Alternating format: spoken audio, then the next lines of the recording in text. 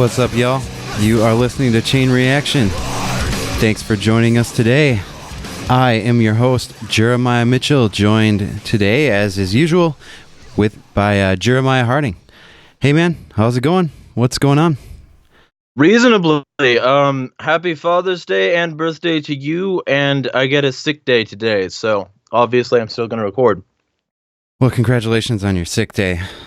Yeah. And thank you. Yeah, my birthday was Friday. Yep, that's correct. I saw the date. And today is Father's Day. My life is such that I haven't actually done anything for either one. We got back from Texas on Thursday, and my wife is I guess I'm going to talk about my personal life now.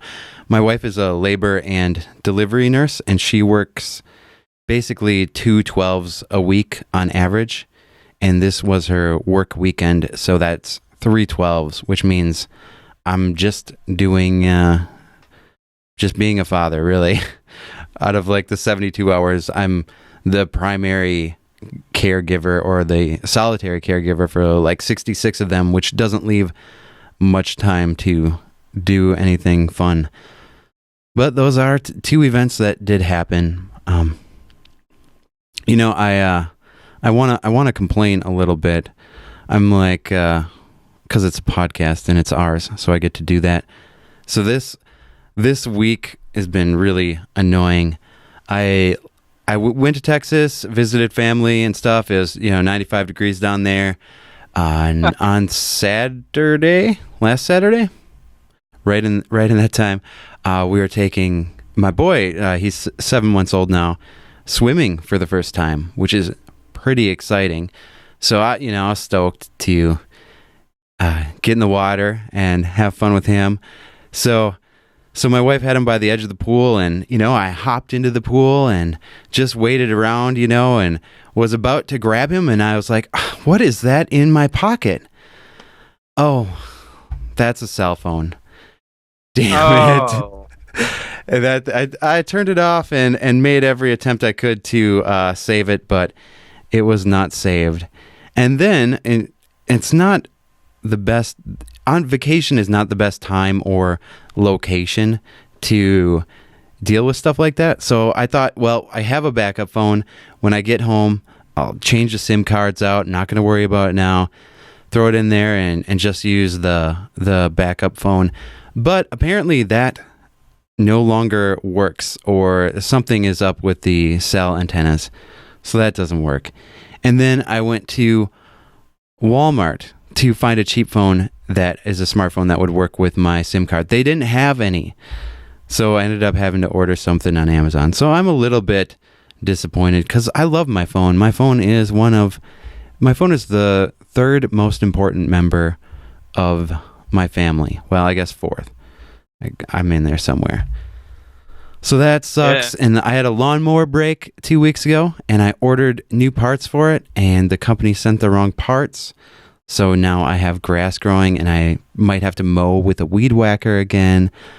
I have a house just sitting there that I need to rent out that is currently just losing money every month because I don't have time to get to it. So, I don't know. Guys, now you know what a whiny little bitch I can be. That's all. Well, yeah, actually, what you should try, though, because I saw this on, what the fucking... Linus Tips, I think it's called. I saw him deal with a wet computer situation, and his wet computer situation was basically it was left out in the rain, and he left a fan on it for a very long time, and it works. So if you didn't throw out your old like broken phone, it might still work, and you just need to like really like excessively dry it out. Yeah, I'm currently it's definitely dry at this point, and I'm going to clean off the parts with alcohol because I was in a pool, a saltwater pool, no less. There is surely some mineral residue on all the parts. I don't think corrosion, but at least, dried salt sitting on the electronics. So I'm going to clean all of them out with alcohol and see if perhaps I can get it to be functional. Again, I just have a lot of stuff. To do, and it's harder to do that without a phone. Like, I have to deal with the court system to try to get money for a guy that had money stolen from him. And guess what? Dealing with the state sucks. Nothing has made me long for a free market dispute resolution system more than having to spend hours upon hours in the court trying to seek quote unquote justice, because there's not an alternative, really. Yeah, well, what's always amusing, and here's a cough coming. What's always amusing is when Thanks people for the warning. claim that really helps. Yeah. As long as listeners know it's coming, they don't mind hearing it. Yeah, well, it gives them a chance to like pause, like, oh shit, this is gonna blow out my speakers, or some shit like that. I don't know. But what's always amusing is to hear from somebody that the state is the only mechanism by which something can be provided. When, like, historically, every service has been provided, and then the state has co-opted whatever it was, whether it be charity or education or defense or neighborhood watching or whatever. Or healthcare. It's always been, yeah. I mean, so the fact that we're in current year doesn't mean that we don't have the same options that we did like centuries ago. It's like, I'm not one of those people who's going to be reactionary about it and say like we should go back. I like having some modern conveniences. Like, I like Monster fucking pipeline punch, and I probably wouldn't give up that to time travel back to the days of the Black Plague. But at the same time, what's amusing is that people don't recognize that they own tools, and they think that the government is the only one who can do it. Whatever it is. And then when like people like the Portland pothole repair crew, like, they're basically anarchists, and they repair roads in guerrilla style with masks on. Yeah. So that they can't be stopped or found. And that to me is a perfect example of the government not giving a shit about people until they can, prosecute somebody.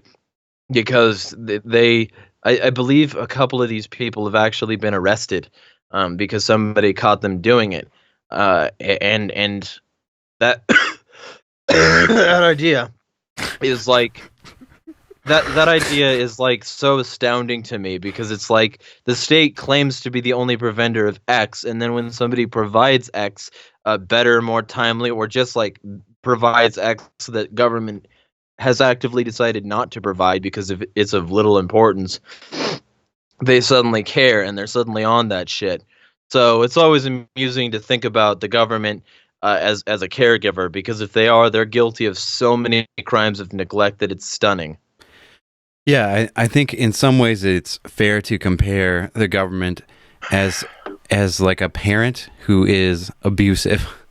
It really is like an abusive household situation where they do provide some things that are helpful for people, at least theoretically, and I think there's some things I would say that I have because the government provides them.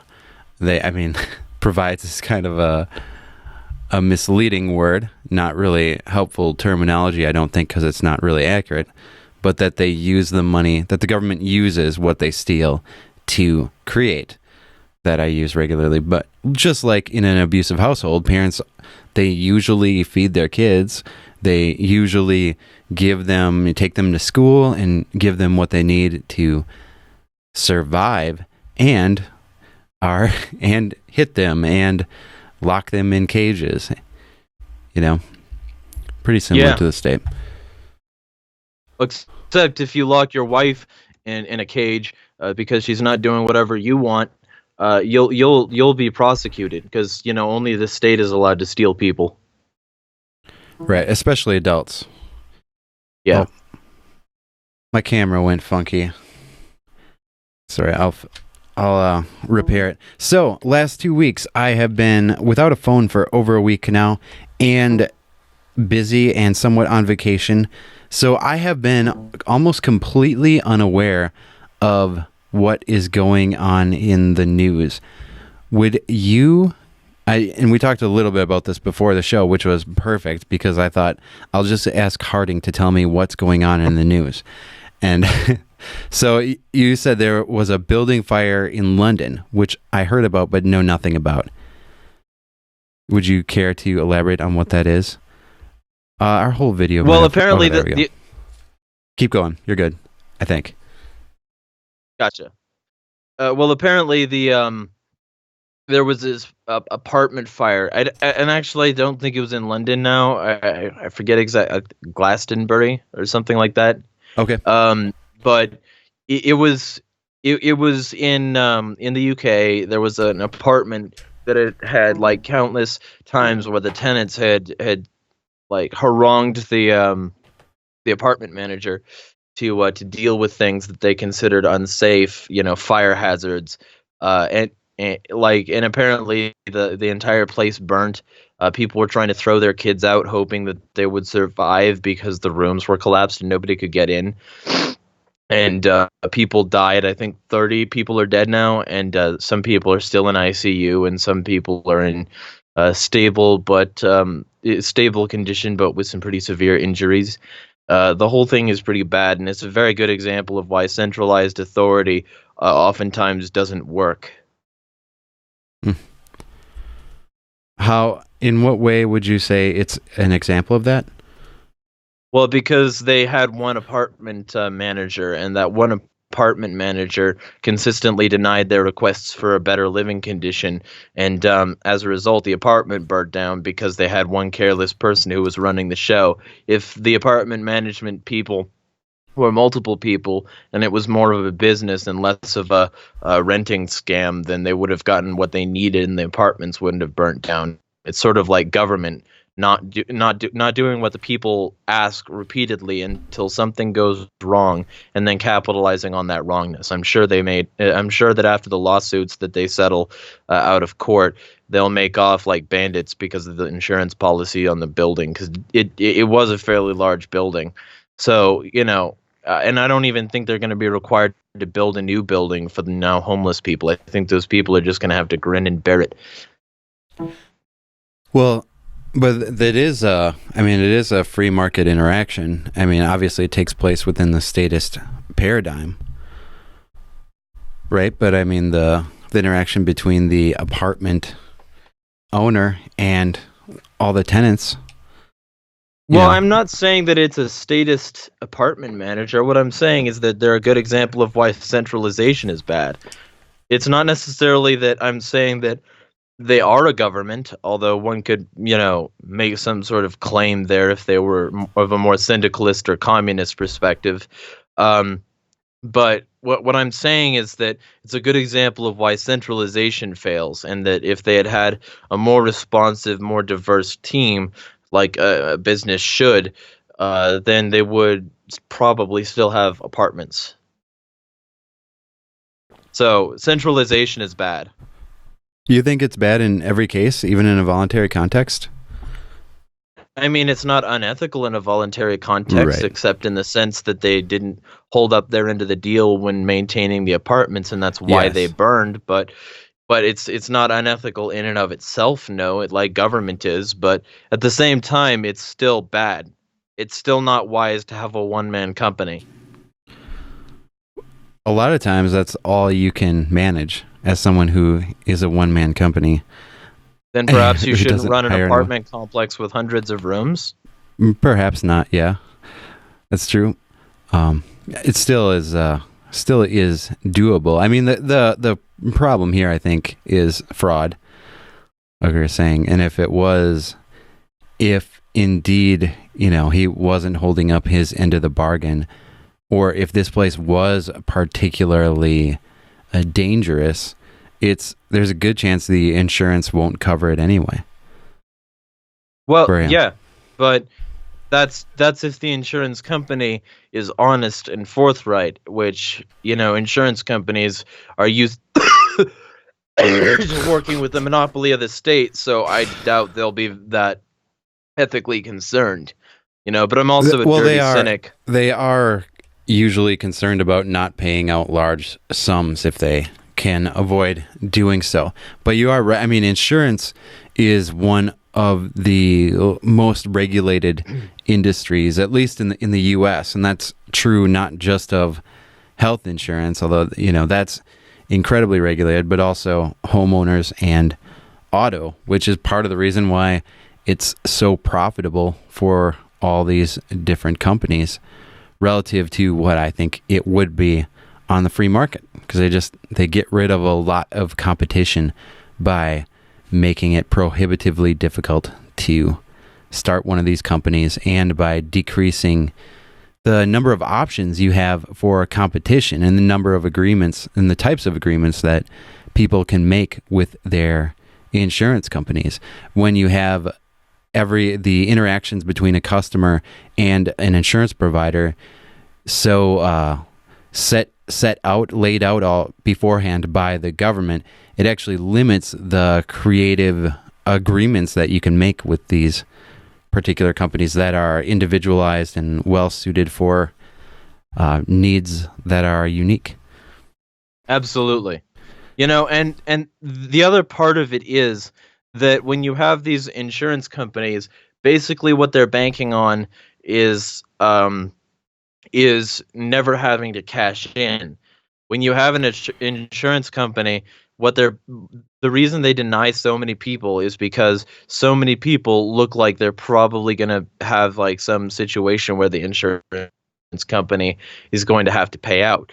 And so when you have an insurance company that's like over an apartment complex, but the insurance company doesn't go in there and audit it to basically figure out if the apartment has any pre-existing conditions, then the insurance company isn't maximizing its potential. So I think another part of this is that that insurance companies should learn from past mistakes and have some sort of auditing team that goes around to different places at least once every half a year and figures out whether or not the place is still sound enough to merit insurance. Because if the place looks like it's going to collapse, then insurance shouldn't have to cover it, I think.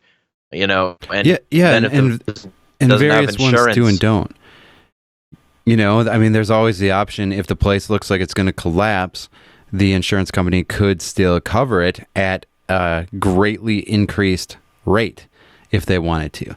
Because that's what insurance does. I mean, one of the beautiful parts about insurance, if it is functioning in a free market context, is that insurance companies are basically paid to make accurate calculations about risk, which tells us a lot of very helpful information, or would if they weren't so hindered and hobbled by regulation, where we would know so much more about what healthcare sort of factors, whether that be vaccinations or food or smoking or exercise, how these things relate to long-term health, are all things that insurance companies would be motivated to figure out, so they can make precise calculations about individual risk based upon lifestyle and genetic history and past events. But they're limited because they have to cover X, Y, and Z, and they can't cover Y, for this individual for whatever reason.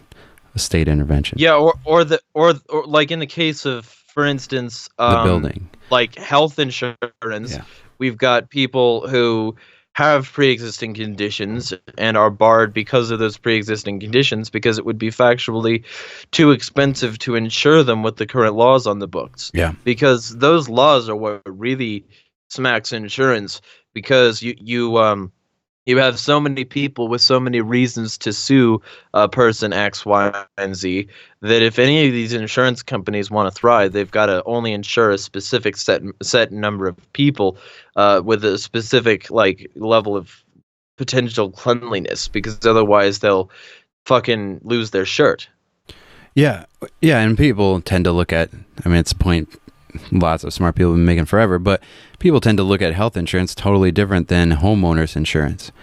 like you're saying, I mean, if an apartment building has a condition where it could go up in flames and the whole thing could burn down at any moment, it makes sense not to insure it or to insure it at a higher rate.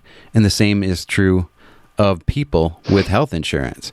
If they are in danger of costing the insurance company hundreds of thousands of dollars at any moment, or if they are, in the case of certain pre-existing conditions, kind of already on fire, then it doesn't really make sense to insure them, which is fine. Like you got to figure out how to pay for healthcare in different ways. I mean, there's lots of cases historically and even now in this context where the state has taken over something like 73% of healthcare, at least according to some calculations I believe I read at danieljmitchell.wordpress.com. The state is like 70-some% of healthcare. Even now, lots of healthcare is paid for by charity, and there's nothing wrong with that. That's one of the beautiful parts about human interaction, is that we can help each other out when shit hits the fan sometimes.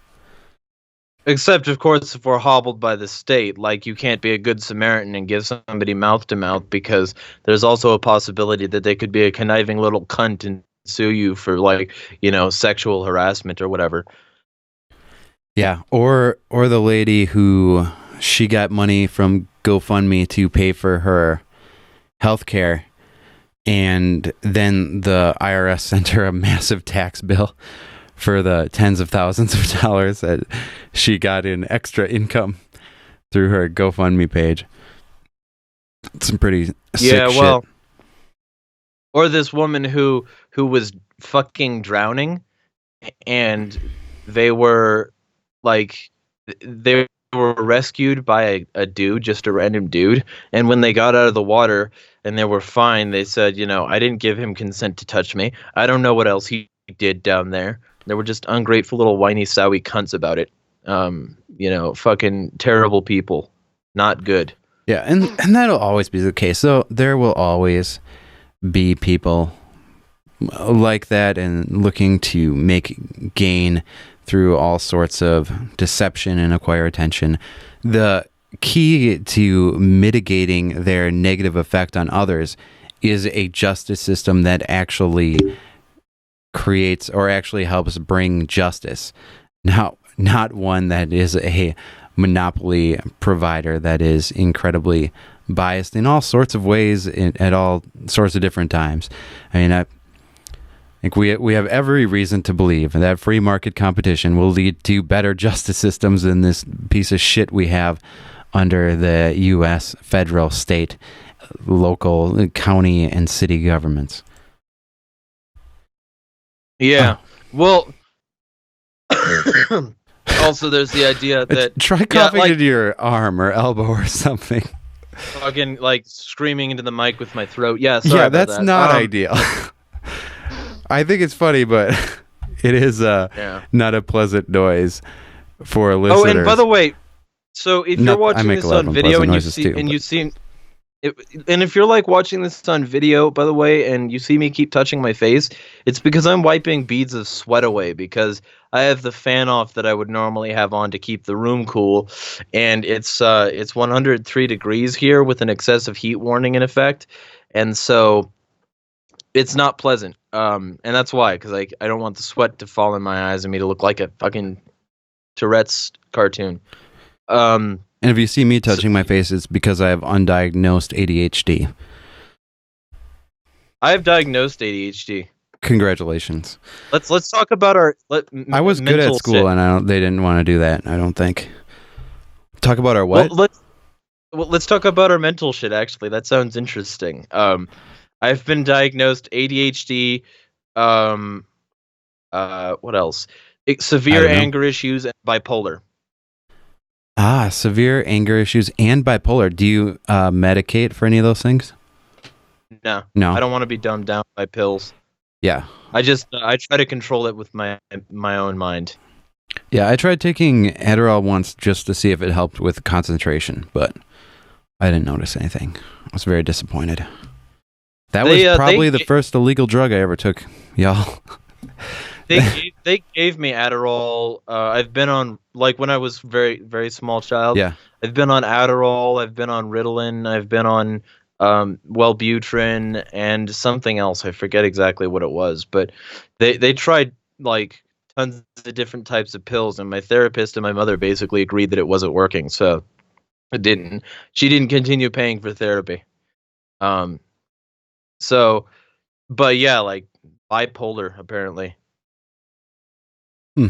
Which, I mean, I think I'm fairly well controlled for that. Sure. Seems to be. Yeah, my wife's sister is diagnosed bipolar, and she's pretty. And these diagnoses are one of those things where they're just analyzing symptoms. They're just saying, well, you have all these symptoms, therefore you have this, but there is no measured for most cognitive diagnoses and psychiatric diagnoses. There's not a measurable sort of change in the brain or thing. There's not a measurable thing going on in the brain where they say, well, this is occurring in your brain, therefore you have this. They're just a symptom thing. I don't know. I've never really been diagnosed with anything, but I have spent a lot of my life depressed. I actually this week, probably Friday, once I realized my phone wasn't going to work out and I had all this shit to do, I was like, damn, I'm starting to feel depressed a little bit. But now it's like, over the last couple of years, my depression is like couple days. I don't know. It feels like maybe like 20 days a year, as opposed to before, when there were multiple years where I don't know if there was a single day where I felt good, and where many days, if not most days in the year, I'd just go to bed thinking, I hope I don't wake up tomorrow. So that's kind of my old mental shit. But I haven't been in that place in a few years. I think I'm more mentally free and consistent. And I actually believe that integrating non-aggression into my way of viewing the world has helped remove some cognitive dissonance and really bring some peace to my brain. That might not be true, but it feels like it is. Well, and there's like, I also forgot depression, but that should be sort of fucking obvious, being the way I am. But basically, why do you say that? What do you mean? Oh, well, like most people with bipolar have that as their response to an underlying depression, as far as I've heard. And I'm constantly talking about the worst shit, like, with anybody. And like talking about music or video games is a reprieve, but it's still sort of there, because the reason I like certain music and media and whatever is because it has a good message. But like, either way, that's like a side rant. Like, so, but yeah, like, I mean, I wake up every morning and just like, I have my caffeine pills and some vitamins sitting like ready for me every morning, and I sort of drink that and wait for that to kick in, and then I feel decent. But until then, I pretty much consistently feel like I want to just go back to sleep. So like, from everything I've been told, that's a response to depression, is just wanting to not be awake. So maybe that's something underlying with you too, for those years anyway. But non-aggression has certainly helped. So has training for times when I might need to defend myself. The knowledge that I can fight somebody off in many different ways, that knowledge has assisted me in having much more peace of mind than I otherwise would have. So I would recommend martial arts to anybody who's trying to, yeah. So I would recommend martial arts to anyone who's trying to feel better. Yeah, Tai Chi, really. That's what you guys need to get into. Tai Chi, Pilates, yoga, and there's one more. I can't remember what it's called. I was joking about Tai Chi, but well, I mean, I'm serious about that though, because if you learn to balance your chi, which basically means feel more aligned because you strengthen those muscles, then like it's immeasurable how much more focused you can be when you just have that moment of relaxation. It's sort of like meditation. Yeah, meditation, time to actually consider your life a little bit and remove thoughts from your head can be a really valuable thing for everyone. And I think it really helps you go about living your everyday life better.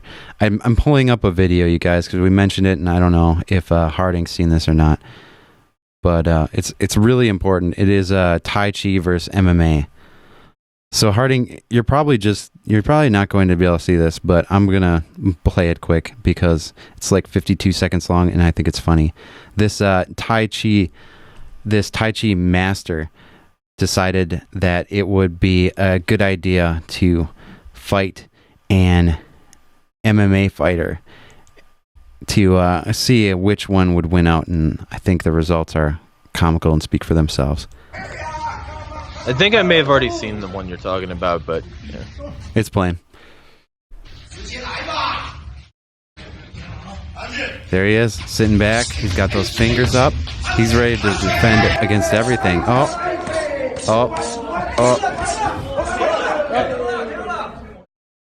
If you want to defend yourself, I'm going to go ahead and recommend MMA or some sort of jiu-jitsu, something of this sort. It does not appear that Tai Chi is very effective against real fighting martial arts. Well, the thing about Tai Chi, if you're going to use it ever, it should be in combination with other skills. Like if you use Tai Chi, it should be to personally practice something that will get your muscles in shape. And if you practice Tai Chi as your only martial art, then yeah, you're gonna be fucked. But Tai Chi was in like at least certain schools of it were like coined by Bruce Lee. You know, you're not gonna if you only practice one skill, sure, you're gonna end up in a bad spot. But if you practice multiples and Tai Chi is one of them, I'd venture that you'd probably do much better than some other people. Did Bruce Lee ever fight in a mixed martial arts type context? I believe so, yeah. I'm not aware. Let me look it up. All right. One more thing, and then I'm going to get to ask Harding to tell us more news stories.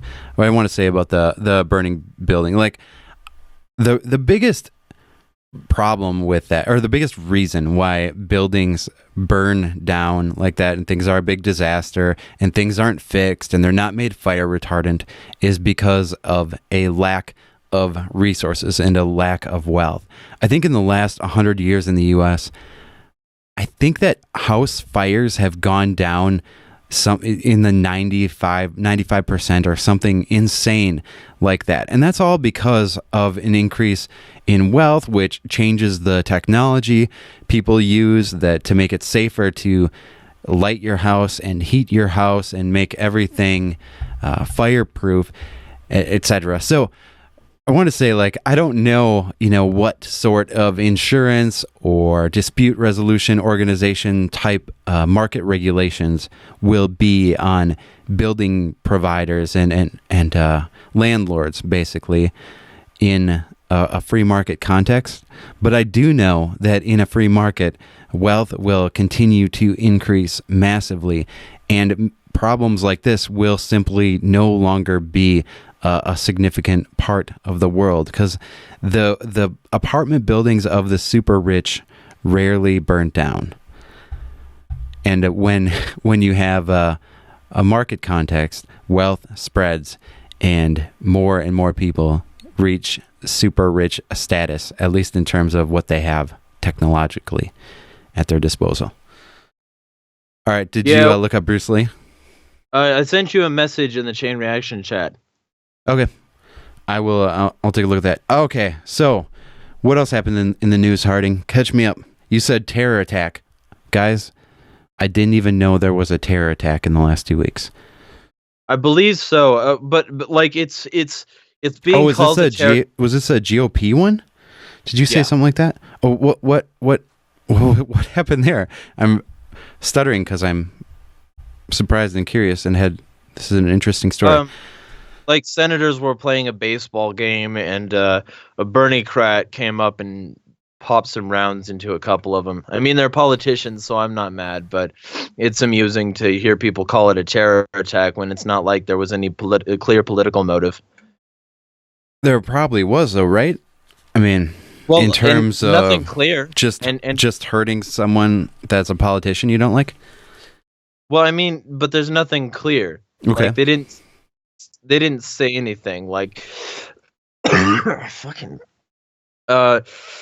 And you said this is very deliberately a Bernie supporter.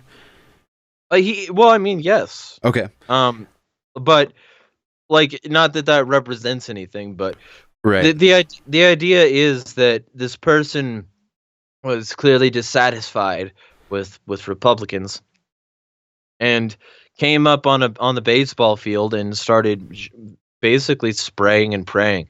They weren't very accurate. They weren't very good at it. So clearly they didn't practice very much. They just thought, hey, I'll go get a gun and it'll let me kill people. Well, but I think a lot of these left-wing people, they think guns just work like magic. They think that shooting someone is as easy as it is in Halo or Call of Duty or something. Well, it can be if you train that way. If you train that way, it can be a lot easier for a lot of different people. But this idea, they think it's like some sort of magic wand where you just kind of generally point in a certain direction and pull the trigger, and you'll probably hit someone, and you're fine. Looks like as long as you have the shoulder thing that goes up. Yeah. Yep. As long as it is black and has a nice little handle and stuff, then you know it's made for murder and it has tracking bullets. But shooting a gun is a lot more difficult than people think. It's not super hard. Anyone can do it, but it's not as easy as just aiming and pulling the trigger.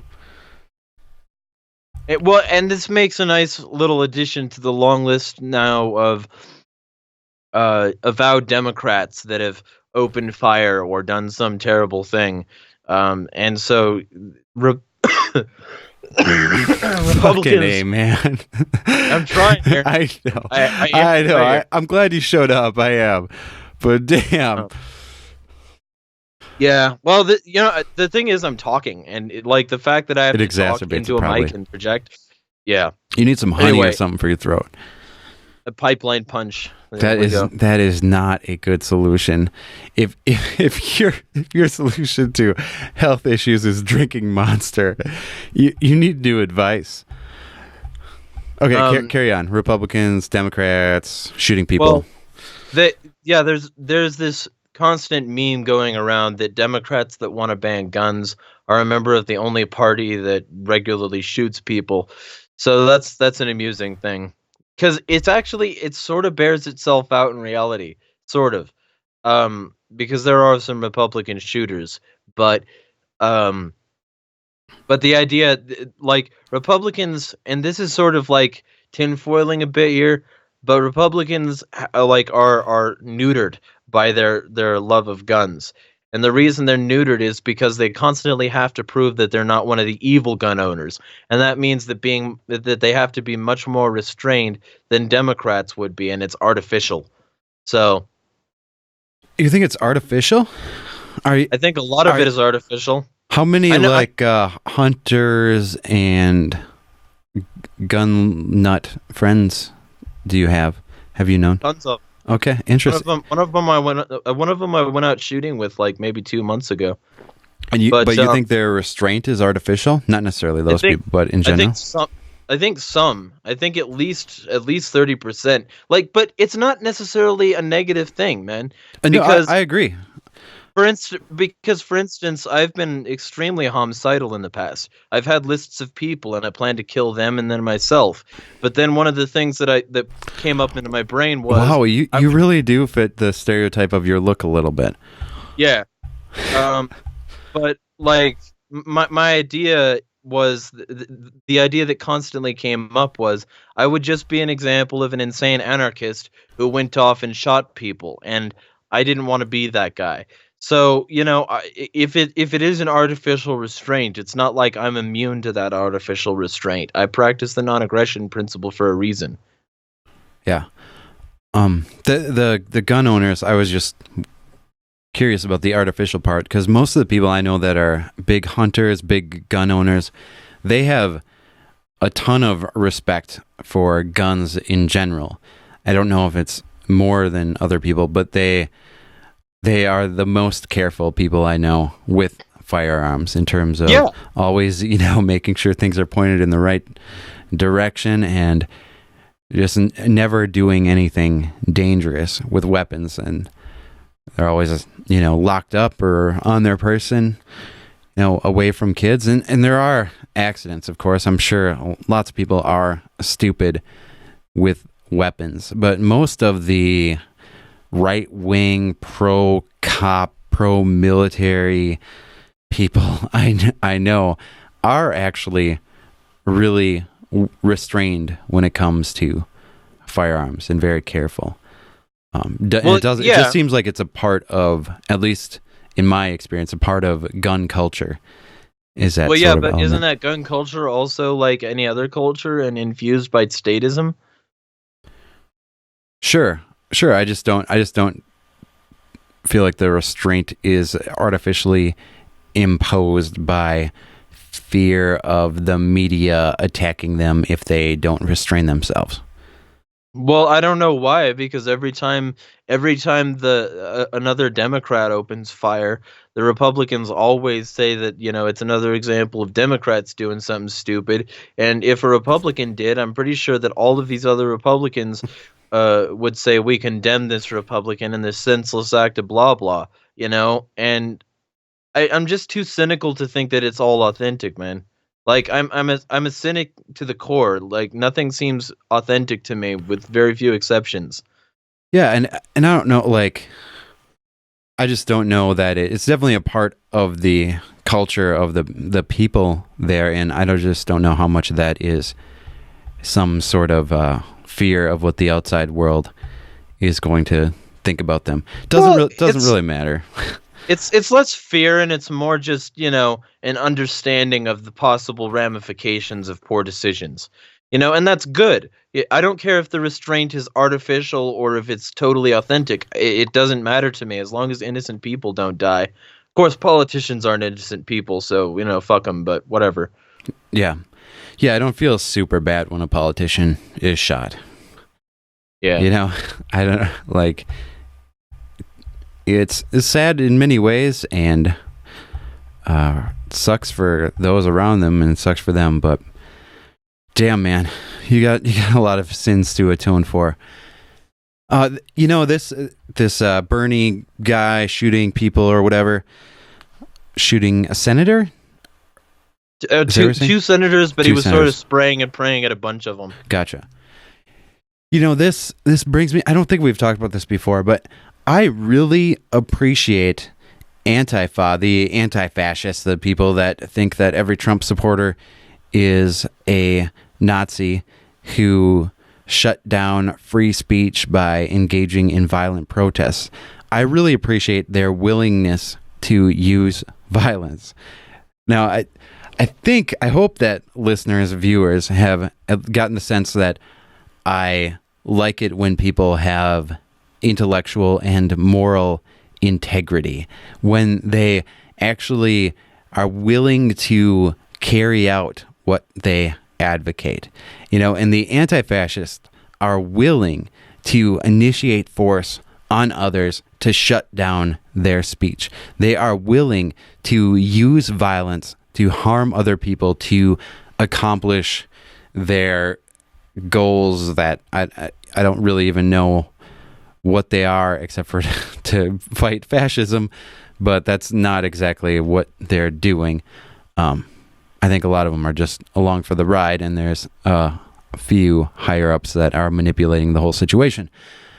But that, to me, actually using violence on others is more is more respectable and it has way more moral integrity than these other people who are asking the state to initiate force on peaceful people to get what they want. If they're asking the state to use violence on others on their behalf so that, you know, they can have X, or that so these other people don't do Y. Now that is completely hypocritical, and most of these people, most statists, I believe this is true, don't have evidence or proof, most statists would not be willing to kill their neighbor if their neighbor refused to be locked in a cage for not paying for the stuff they want. Most statists wouldn't actually come to my house and say, give me your money or we'll lock you in a cage, and if you resist me locking you in a cage, we'll murder you. They wouldn't. They completely lack integrity in that area. Whereas the Antifa groups, they're at least consistent. They're at least willing to take responsibility. So I do appreciate that element of them. It allows statism to be painted in its proper light more easily. Well, and of course, you know, if you want to talk about like coming and, you know, demanding money for the things you want an example of that, try Ghazi Khosrow, whose nickname online is Black Hitler, who has like a little gaggle of white people that follow him around that he constantly demands money from, and they give it to him because of privilege. Huh. That's hilarious. I like that a lot. That's funny. All right. Well, plus of course, you know, when he does this, he's also got this YouTube and Facebook presence where he'll say absurd things like the kid who got tortured, the mentally handicapped white boy who got tortured while they shouted, "Nigga, fuck white people, fuck Donald Trump." That guy deserved it because he was white and therefore part of the structure. So, you know, this guy is at least honest about how fucked up he is and how much he deserves much more than is coming his way. That's what I can say without saying something illegal. All right. Next news story. Comey, Trump, and I believe this one is related to a shameless plug of yours. Oh yeah. Explain that. I have a shirt thing. I've been selling a lot of shirts. Explain the story first, please, and then go. Yeah. So, for those of you who have been living under 20 slabs of granite, Comey, that's me, was the FBI director. Well, you knew most of this. I did know that. Yeah. But Comey was the FBI director, and he was fired during what New York Times and CNN reported as an active investigation into Trump for possible connections to collusion with Russia for hacking the election, which is fucking newspeak for we don't want to accept the results because we don't want to accept that we live in an environment where the Electoral College determines things and not the popular vote. But anyway, and also it's just a general catch-all term. Hacking the election that doesn't really mean anything because they won't tell you, they will tell you very few specifics about what Russia actually did to change the election. And when you use hacking the election, it makes it sound like they got into the voting machines and changed votes from Hillary to Trump or some nonsense like that. When really they just mean that Russia was involved somehow. Like you said, yeah, and you know they're not okay with the results. Yeah, and have you seen Kung Fury? I have, yeah. Well, every time I hear hacking the election, I just think of Hacker Man just in the database making the election work. Fucking, it's stupid as hell. Either way, the investigation, it turns out, never happened. During the Comey testimony, they found out essentially that it was a big nothing burger. There was nothing there. And so shocked. There's yeah. And so Comey was there testifying and he said And he said essentially that there was no investigation and that the New York Times actively lied when they put out that piece. They put out misinformation. And the New York Times, they lied? Yeah. You are kidding me. And of course, they're partisan too, which is a world-shattering thing to say. Oh my gosh, they lied in favor of the Democrats? What the fuck? The paragon of journalism was deceptive? Unbelievable. Well, obviously what we need to do is we need to go to their headquarters and break a bunch of their windows for Krugman, who still works there. And then when they repair them, all of the jobs that will be drawn to their place, maybe they can find a better journalism in one of the Glaziers. Yeah, they might actually be able to get a real common sense thinker who knows how to tell the truth from one of those workers. So there was no active investigation when Comey was fired. No active investigation into Trump-Russia collusion by the FBI when Comey was fired. No, and there still isn't. But I don't know. I thought I saw a headline that Trump admitted there was an open investigation, but there was an investigation into Flynn. Didn't read into it. Right. But there was no investigation into him and his administration, just Flynn. And the one for Flynn, he put pressure on Comey to drop, but he never actually did anything illegal. Which would be saying something like, if you don't drop it, I'll do X. If you don't drop it, I'll fire you. So he just had to fire him and claim that it was for reasons that he was like too personally invested or he wasn't cut out for the job or whatever. But he couldn't do it in connection with that because that would be suspicious. So, but I have no doubt that there's some collusion going on here. But the U.S. fucks with literally all other elections, so fuck them. If the U.S. government is going to get pissed off about possibly Russia fucking with this election, then they need to stop deposing shahs and, fuck off back to their own military bases here at home. And then they need to collapse and all of the politicians be hung. I mean, they were just involved in the Paris elections or in France elections very recently. It's not just, these third world Middle Eastern countries. It's also European NATO partners that they're actively involved in influencing the election. I mean, like you said, like you're getting at least, all these elections are illegitimate anyway. I mean, I don't fucking care. I don't really know that it makes much of a difference to me if Trump was elected or if Hillary was elected. It makes a difference to me. Yeah. I don't know. It makes a difference to me because this proves the thing that I've been saying for a very long time, which is that it's a left-right paradigm, and they'll go left-right, left-right, and it'll always come out that way. So they couldn't have two different Democrats in a row. They need to so my theory goes it's a pendulum, and it needs to swing both ways so that different sorts of people are either catered to or directly oppressed. And these sorts of different people that are either catered to or directly oppressed in one year will not be the next year. And so it's inches and pressure, and like all of these inches and pressure eventually result in tyranny. So you get little new inches to either side each day, but it's sort of like a human person. You can't walk without using one foot in front of the other. You can just barely hop, and it's very slow. And so if they want to get what they want, they have to have a left-right cycle. I don't know.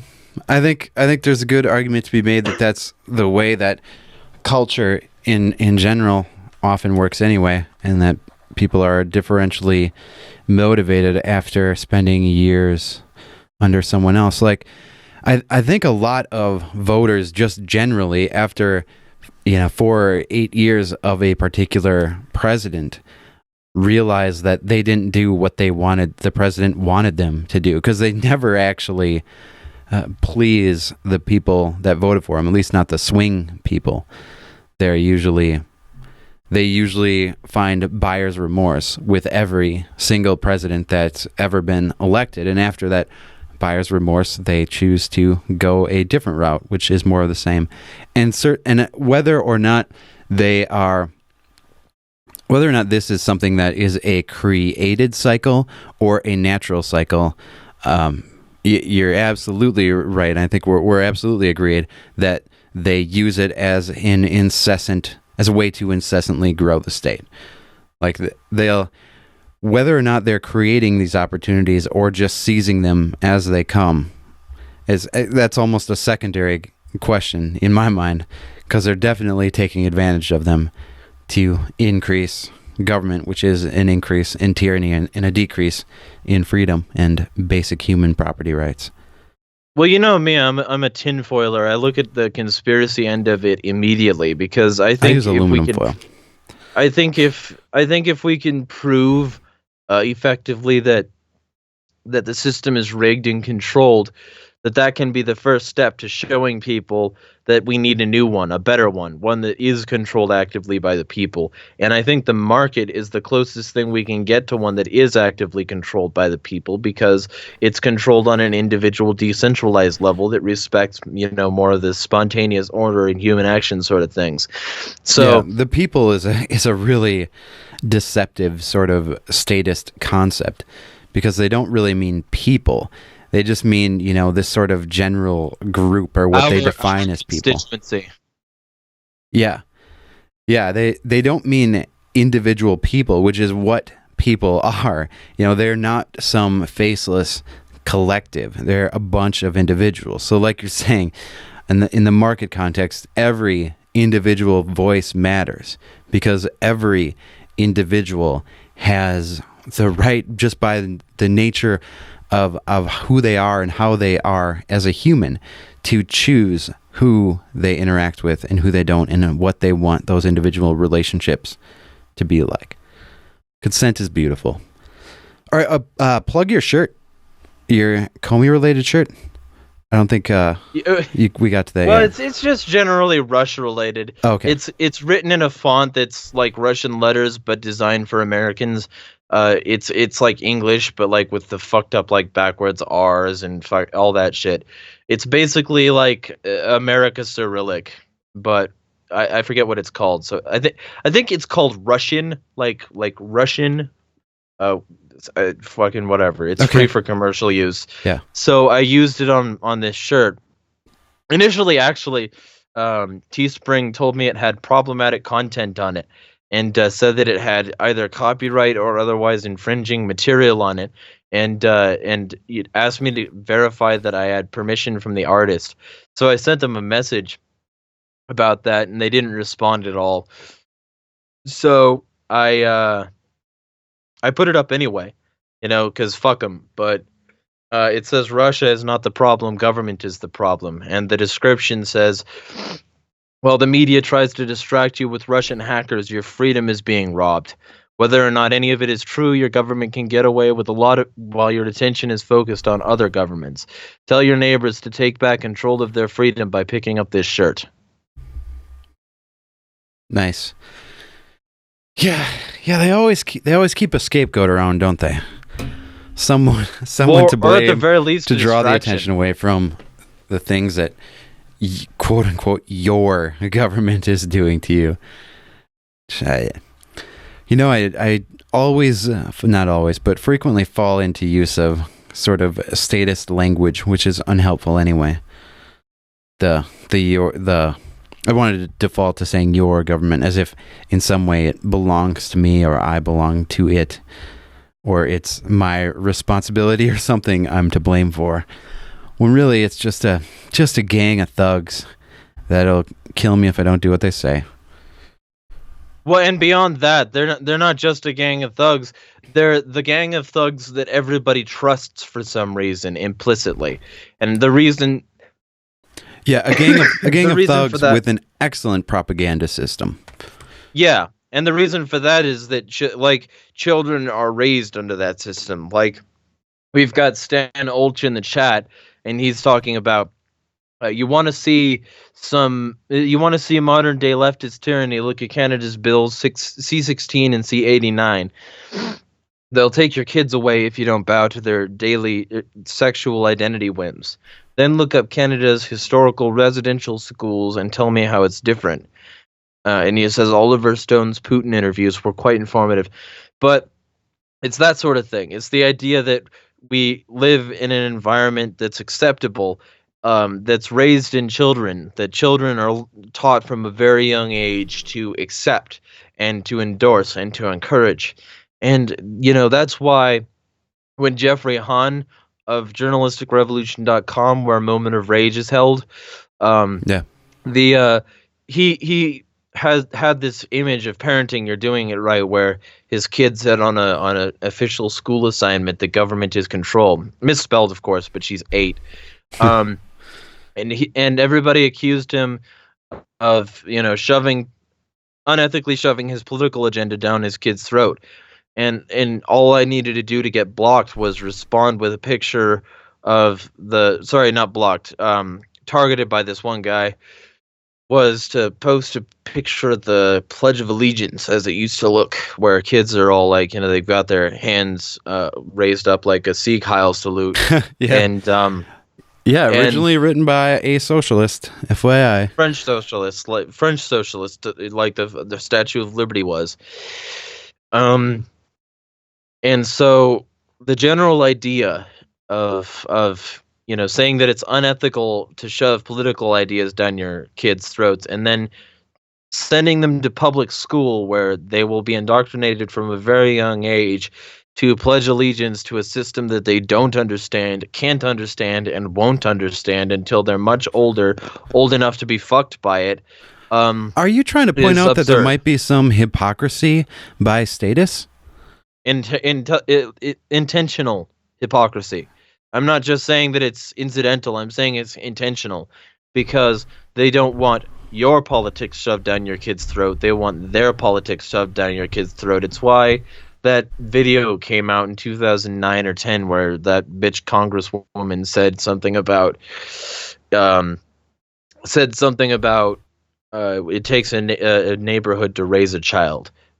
It doesn't. It takes a very devoted family who's willing to at least partially homeschool their children to raise a child properly, anyway, ethically. But they don't want you to know that. They want you to keep up with the status propaganda, because otherwise your kids might subvert the system and uproot society. Yeah. Which is going to be one of my other new shirts. Is I'm going to make 2 shirts: one proud conspiracy theorist, and one I uproot society, or something like that. I had something to say on that. Totally am drawing a blank. I think we're gonna hold off your article until the one you were talking about from Mint Press about pollution till next week, because we're getting a little late in the show.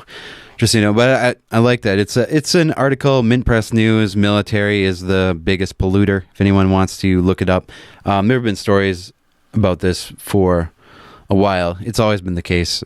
It's been the case at least for the last decade or so that the U.S. military is the biggest polluter on the planet, which is part of the reason why it's so fucking stupid to say you care about the environment and also say that you support the existence of the state.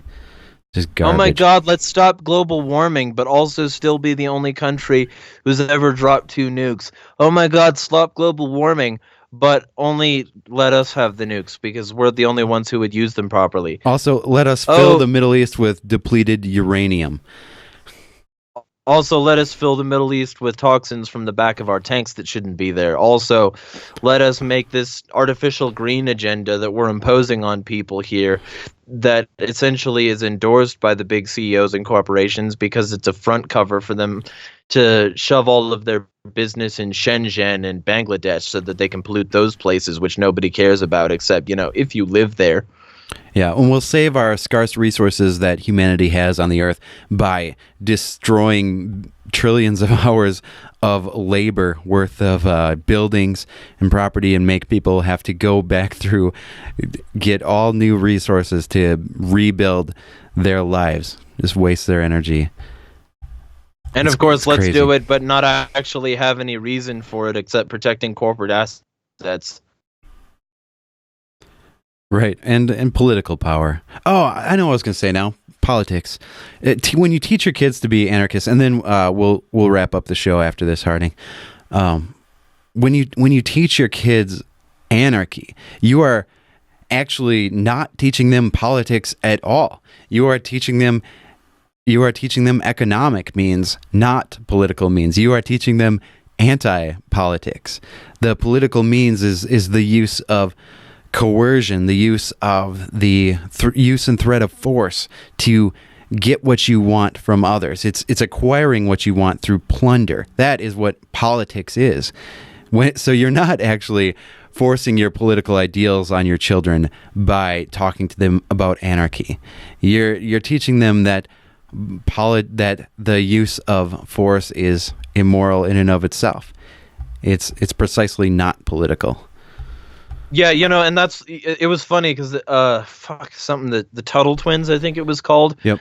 Was on Tom Woods a long while back, and huge amount of backlash because of these parents sending out this evil propaganda that's going to make their children afraid of boogeyman government people under their bed at night.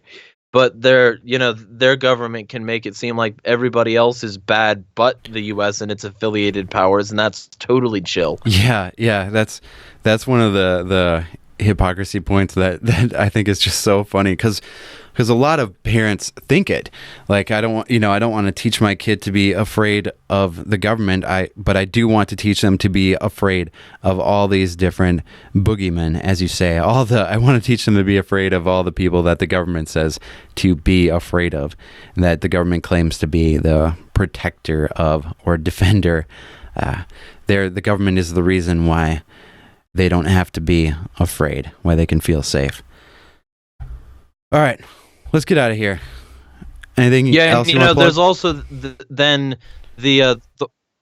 there's also then the sorry, I broke up for a little bit. That's right. There's also then the idea of the war on drugs and the war on terror, where you have two wars that children are then incentivized by recruiters in their own schools to fight. Because you teach them from a very young age to not hurt people and not take their stuff, and then you also teach them not to do drugs, and that anybody who offers you drugs is a slimy sleazebag instead of your bro who's offering you a hit off his joint.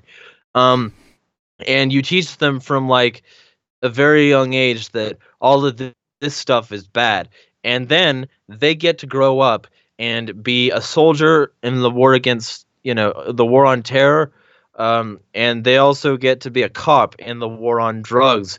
And they like both of these wars are wars that are unwinnable and will never end. And you end up with they grow up to be cogs in the statist machine. And the people who say to their children, "Don't do this because government is control," and they're going to try and shove a narrative down your throat. The people who train their children to be more free, like the Caleb Leveretts of this world, or the Joseph Noglers of the world, the people who train their children to think that government is control, like Jeffrey Hahn. Those people are bad guys, but the people who perpetuate these wars that aren't winning anything but profit for major corporations and political power players, those people are good. And to me, that is one of the most fucked up paradigms that's possible. Yep. I think that results in a lot of people trying to be honorable by doing some of the most dishonorable things. Where I do think there are a lot of people who want to join the military because they want to do something honorable and good in the world. They're just so fucking deluded. And they don't realize that fighting on behalf of the monster is not an honorable thing, no matter what your intentions are. All right, plug your shit. Let's get out of here. All right. Well, Insanity is free everywhere. I have an online show, Moment of Rage. You can find that on journalisticrevolution.com and IPMnation.com every Wednesday at 12 p.m. Eastern and 3 p.m. Eastern. And you can also find me at on Facebook, Tumblr, Instagram, all of that shit. Insanity is free as well. And I also sell t-shirts. I am a humble t-shirt salesman and a conspiracy theorist asshole. I don't know how humble he is. If you want to follow me on Twitter, it's at JeremiahJM. You can follow the show's Twitter feed at Chain Reaction, and the T is a 1. I will get back to posting in both of those now that I'm home, once I get a few things done this week. You guys, I just need to check some things off my list over the next few days to feel better about my life. One thing I wanted to just mention quick, because it was in the news, the murderer of Philando Castile, I think was his name, got off. Cop is totally acquitted. Yep, completely acquitted. Which what happened is he pulled him over, and Philando was, I think that's how you pronounce his name. Sorry if I'm wrong. Philando. I've just been reading.